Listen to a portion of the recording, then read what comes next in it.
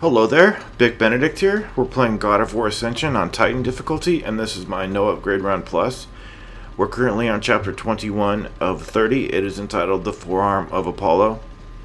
So, now that we have the Oath Stone, we're going to do a small tutorial over here.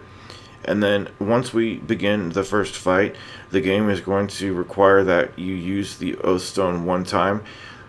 The message won't disappear though, so you don't have to keep using it. Just use it one time and the game will count that as you're having used it. And then you can, if you want to, I think the fastest way to deal with this is just to grab them as we've done before and just throw them off the platform for the worthless enemies that they are. They truly are worthless. Just watch out for the ones that have the javelin. The count isn't too high over here, and you'd be amazed how many of these little shits you can take out using this method. In the space of just like a minute or less. But there we go.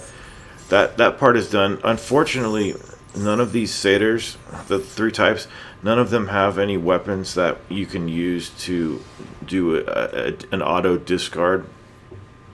I'm sorry, a discard on the Cerberus that's coming up and get a quick stun on him, because we are coming off of the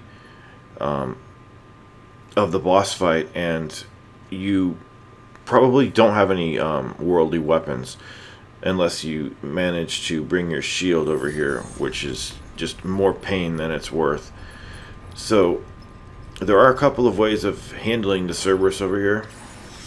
What we would have wanted would have been just a shield or a sword to immediately discard on the Cerberus, and then mount him and kill the Daedalus warrior that accompanies him and all of the dogs. So there's somewhere around 10 to 15 dogs. There's the Cerberus, and then there's the Daedalus warrior. So the quickest way to mount the dog would be to use the fire element of the blades, because for some reason that built up combo faster than the other weapons. So you want to do a couple of attacks like that and incorporate the Amulet of Ouroboros. I'm going to do something a little bit more risky. It might seem like the more foolish way of doing this, but I'm going to immediately amulet her, chain grapple, ring her out, and then I'm going to use the dogs to deal damage to the Cerberus, because he just has a lot of life, even though I'm going to be using the ice blades quite a bit on him when it's just him without the smaller dogs. And he's not as broken as the previous like 2 fights ago when we entered the temple of Adelphi, and we took care of him really quickly. So you can get the warrior out quickly that way, like I showed, or the safer way would just be to build up combo on the dog, mount the dog, and then burn her and as many dogs as you can. She's really easy to burn up. She'll burn up really quickly. But I do this method because of using the smaller dogs, like I said, to deal damage to the larger dog. You have to be careful though, because of the limited camera view here. It doesn't pull out as fast as you might want, and then you can just walk up to a dog that you thought there are no dogs around. But you do want to survey this area before you start your heavy combat with this. You want to just go around the area and just ensure that there are no more dogs. So I think at some point I do my survey. This is exactly my survey over here. And yes, no more dogs, so that now we can focus on the Cerberus. So it's basically, how much do you want to risk here? The 4 square hit is very risky to do. The square triangle is risky. So what's not risky on this thing? ST, or just T, if you don't have time for that. TST is living dangerously. I like to do it, but this took a good hour over here, even though this part is ridiculously easy when you think about how many resources you have over here. Yeah, and speaking of resources, I think sometime in this battle I picked up the javelin that was over here, but I discard it during the fight because I don't want to use it on the furnace lift that's coming up because it distracts me. So if you don't know, back in 2000, oh, there it is over there. Back in 2017, when I did my No Upgrade Run Plus original Redux, the furnace lift was one of the sections. It was like one of 6 or 7. I don't know. I'm not sure how many sections it was, but it was one of the ones that got away. That is to say, it was one of the sections that I had a really hard time doing without getting hit and gave up on it as pretty much impossible. But this time I wanted to see just how that played out with a different point of view several years later. And I am very happy to announce that the furnace lift is no damaged. So I'm going to do it really safe, but you have to, because it's a very awkward and difficult fight. It's truly difficult to do it without getting hit. And as far as, well, I was talking about resources a moment ago. We don't have the shield, but the shield is coming up right before we get to the I think it's called just the furnace area. This is the lift to the furnace, but once we actually get to the furnace area, we'll get a shield. I think I maybe did mention it, but a shield is coming, so don't worry about that too much. But for now, we've just got our bare hands. If you want to bring the javelin into the fight coming up, go for it. But as I said, it just distracts me. So if it doesn't bother you too much, pick it up if you like. But here we have a lovely cast fail. It tells you the Amulet of Ouroboros first, but you have to use the clone first to hold it. It's really bad.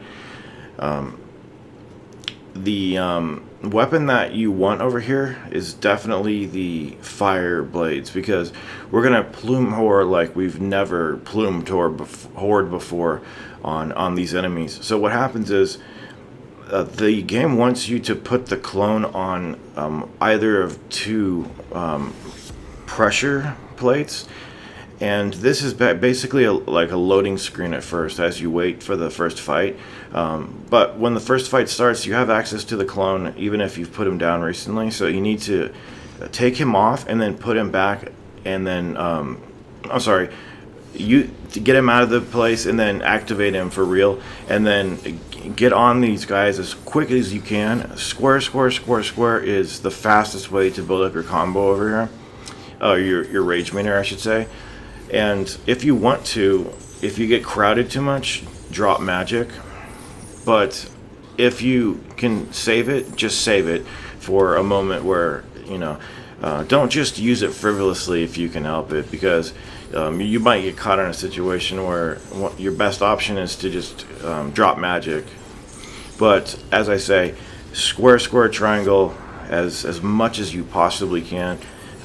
If you can help it, I would say stay away from using the super plume, because it doesn't seem to have more of an area of effect when you land a super plume explosion as opposed to just the SST. And part of me thinks you don't even deal more damage either, but that's just something in my mind that's just going crazy or haywire or something, because I can't seem to kill these enemies fast enough, because they keep coming up, and I keep keep having to deal with them. But you want to drop the clone the second that you can use them again, and just be very careful that you don't leave the clone on the pressure switch, because right now we're not moving. You don't want to be in a position where the circular platform is moving and you have to fight while it's moving. It's unavoidable at times, but I'll show you how to minimize it as much as possible. So these should be the last of these satyrs, and they're difficult because they have armor too, so it takes quite a while to break it down on level 1. But the clone, even on level 1, is a godsend. And don't feel bad about plume whoring. That's what this is. That's what it's all about in here. Okay, so now you need to put the clone on the lift very carefully. Look how close to the fucking fire the pressure switch is over here. Be careful and don't launch anybody in the air and go up with them, because see the fire up there? Okay, so now what's going to happen is we're essentially moving up this lift, and we're moving it up to cross a tripwire point up here. So the moment this guy drops down, you want to take the clone away, freeze him, and start hitting him with as much combos as you possibly can. Notice that we are fighting him with the platform moving, but since I took the clone off of the switch, we're actually descending, so long as we don't put the clone on it and we don't stand on it. We're also using barrier abuse over here to control this enemy and not have him do his move. So if you go to the very edges of the platform, he won't do this. I've been caught in that so many times, it's not funny, and I just keep thinking to myself, why do I never ever fucking learn about the recovery time in this game? Okay, so when he does this, go to the very edge and just guard, and then slowly break away, and just get away from him. Now we're at the very bottom, and the reason that I took on all of the grunts at first was because I don't want to fight him with the grunts. It's just a catastrophe. So you want to isolate this enemy as much as possible. Why am I using this weapon like a goddamn coward? Well, it's because I got hit to this guy so many times that I decided to keep him at bay, use this barrier method so that all he can really do is just taunt and do his buff if he needs to.